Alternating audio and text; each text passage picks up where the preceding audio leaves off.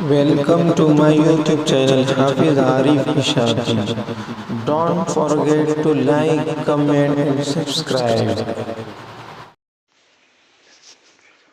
الحمد لله رب العالمين وبه نستعين والصلاة والسلام على سيد الأنبياء والمرسلين. قال الله سبحانه وتعالى جل وعلا: أعوذ بالله من الشيطان الرجيم. بسم الله الرحمن الرحيم. قل هل يستوي الذين يعلمون والذين لا يعلمون إنما يتذكر أولو الألباب. وقال عليه الصلاة والسلام: خيركم من تعلم القرآن وعلمه، أو كما قال عليه الصلاة والسلام. معقر محترم حضرت ناظم صاحب، امیر صاحب، اساتذہ کرام اور عزیز طلبہ، ماشاءاللہ یہ زمانہ جس سے ہم لوگ گزر رہے ہیں، اس زمانے سے ہم لوگ اب کے اساتذہ بھی ایک زمانے میں گزرے ہیں کہ جو زمانہ ہوتا ہے پڑھائی کا، سال بھر محنت کرنا ہے، اور ہر لڑکا اور ہر طالب علم اپنے ذہن میں، ہر استاد اپنے ذہن میں ایک مقصد بناتے ہوئے محنت بھی کرتے ہیں کہ اتنے مہینے میں، اتنے سال میں بچے کو حافظ بنانا ہے یا یہ کتابیں ختم کرنا ہے. تو ماشاءاللہ وہ زمانہ ختم ہوا اور اب زمانہ شروع ہوا ہے چھٹیوں کا. اور جس دن چھٹی کا دن ہوتا ہے اس کی پہلی رات میں بھی نیند نہیں آتی. عام طور پہ مدارس کا یہ حال ہوتا ہے اور ہونا بھی چاہیے کہ جس طرح مدرسے میں آنے کی ہمیں خوشی ہوتی ہے، اسی طرح مدرسے سے گھر جانے کی بھی کیا ہو، خوشی ہو. لیکن ہم ایک بات یاد رکھیں کہ اہل مدارس، اہل مکاتب، اہل دین کو کبھی بھی چھٹی نہیں ہے، بلکہ ان کو چھٹی اس وقت ہے جب یہ اپنی ذمہ داری پوری کر کے اللہ رب العالمین کی بارگاہ میں پہنچے.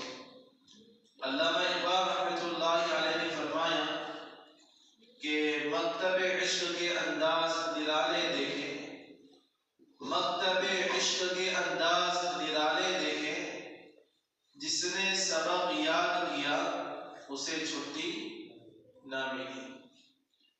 چھٹی کالجز میں، یونیورسٹیز میں پڑھنے والے طلباء کو ہو سکتی ہے کہ ایک نصاب مکمل ہو گیا اور چھٹی لگ گئی، لیکن دین سے تعلق رہنے والے علماء، طلباء اور ذمہ داران کو کبھی بھی چھٹی نہیں ہے.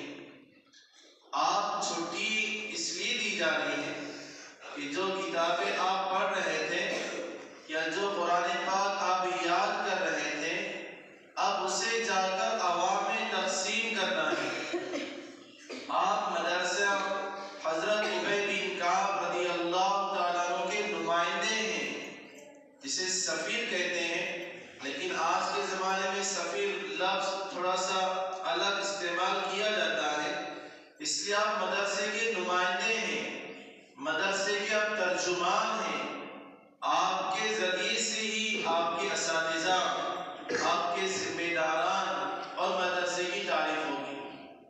الحمدللہ کل مدرسہ عبداللہ بن عباس میں جانا ہوا، وہیں پر بھی ہم نے یہی بات کہی اور ہر جگہ یہی کہتے ہیں، کیونکہ ہمارے اکابرین نے ہمیں یہی کہا ہے کہ جب مدارس کو تعطیلات ہوتی ہیں، مدارس کو چھٹیاں لگتی ہیں، تو مدارس کے در و دیوار کو چھٹی ہوتی ہے، لیکن طلباء اور علماء کو چھٹی نہیں ہوتی. تو ماشاءاللہ مبارک بات ہے وہ ہمارے طلباء جنہوں نے اس سال قرآن پاک حفظ مکمل کیا ہے. اسی طرح عربی اول کی بھی درجہ یہاں پر جاری و ساری ہیں. ماشاءاللہ ہمارے ناظم صاحب کے بہت سارے عزائم ہیں، اللہ اس کو پائے تکمیل تک آسانی کے ساتھ پہنچائے. اساتذہ کی بڑی محنت ہے، یقیناً محنت ہے. اہل مدارس میں جتنی محنتیں اساتذہ کراتے ہیں اور جتنی محنتیں طلباء کرتے ہیں، یقین مانیے کسی یونیورسٹی میں اور کسی بھی کالج میں اتنی محنتیں نہیں کرائی جاتی. کہ چھوٹے چھوٹے عمر کے بچے ہوتے ہیں جن کو اپنے والدین کی محبت اور پیار کی ضرورت ہوتی ہے، لیکن مدارس میں وہ سرپرست جو اس سوچ کے کہ چلو جی ہمارا لڑکا حافظ قرآن بنے گا، آخرت میں اللہ کا دیدار کروائے گا، آخرت میں جنت کے درجات میں لے چلے گا، اس لیے اپنے جگر پر تھام کر اور اپنے محبتیں ختم کر کر اپنے لخت جگر کو مدارس میں بھیجتے ہیں، اور ان اساتذہ کو بھی ہم مبارکباد دیتے ہیں۔ پہلے مدارس میں ساری اساتذہ محنت کراتے ہیں، کوئی استاد ایسے نہیں ہوتے جو محنت نہیں کراتے۔ ہر استاذ کی خواہش ہوتی ہے کہ جو طلباء میرے درجے میں ہیں یہ کس طرح بہتر سے بہتر بنتے جائیں۔ تو میں تمام ہمارے سب سے پہلے ناظم صاحب، امیر صاحب، اساتذہ اکرام کو مبارکباد دیتے ہیں۔ آخر میں طلباء سے یہی بات کہتے ہیں ہم کہ آپ مدرسے کے نمائندے بن کر جا رہے ہیں، آپ مدرسے کے نمائندے بن کر جا رہے ہیں۔ آپ اپنے گاؤں میں جانے کے بعد 2 کام یاد سے کیجیے، خصوصاً ہمارے سندھ وادی کے طلباء بھی، کہ وقت سے پہلے، اذان سے پہلے مسجد میں آئیے۔ آپ کا مسجد میں آنا ہی آپ کے مدرسے کی تعریف ہے، آپ کا نماز کو آنا ہی آپ کے مدرسے کی تعریف ہے، آپ کا لوگوں کے ساتھ اچھا برتاؤ کرنا ہی مدرسے کی تعریف ہے، آپ کا اچھے کام کرنا ہی مدرسے کی تعریف ہے۔ جیسے طالب علم نے ابھی تقریر کی، تقاریر سے زیادہ عوام کے اندر اثر پیدا کرنے والی چیز وہ عمل ہے، بیانات سے عوام کے اندر اثر پیدا کرنے والی چیز وہ عمل ہے۔ امام ابو حنیفہ رحمۃ اللہ علیہ کا زمانہ ہے، ایک شخص حجامت کرنے کے لیے حجام کے پاس، نائی کے پاس بیٹھا ہے، اور جو نائی تھا وہ بھی امام ابو حنیفہ رحمۃ اللہ علیہ کا شاگرد تھا۔ بیٹھنے والے نے ادھر کا سر پیش کیا تو اس نائی نے کہا، ارے احمق، تو نے امام ابو حنیفہ رحمۃ اللہ علیہ کا طریقہ نہیں دیکھا کہ جب بھی وہ حجامت کے لیے آتے ہیں تو پہلے سیدھی طرف کی کٹنگ کرتے ہیں پھر الٹی طرف کی کرتے ہیں۔ معلوم یہ ہوا کہ عوام ہمارے علم سے عمل کے بعد متاثر ہوئی، عوام ہمارے علم سے ہمارے اخلاق کے ذریعے متاثر ہوئی۔ حضور اکرم صلی اللہ علیہ وسلم کے جو اخلاق ہیں کتنے بلند ہیں، کتنے بلند ہیں۔ انک لعلی خلق عظیم فرمائے۔ ایک مرتبہ چند صحابہ اکرام ماں عائشہ رضی اللہ تعالیٰ عنہ کے پاس آئے اور پوچھا، کیف کان خلق رسول اللہ، ماں ذرا بتا تو دے کہ اللہ کے رسول کے اخلاق کیسے تھے، اللہ کے رسول کے اخلاق کیسے تھے۔ کہنے لگی، اما قرأتم القرآن، کیا تم نے قرآن پاک نہیں پڑھا؟ کب پڑھا؟ کان خلق القرآن، کہ حضور کے اخلاق تو قرآن تھا، یعنی آپ چلتے پھرتے قرآن تھے۔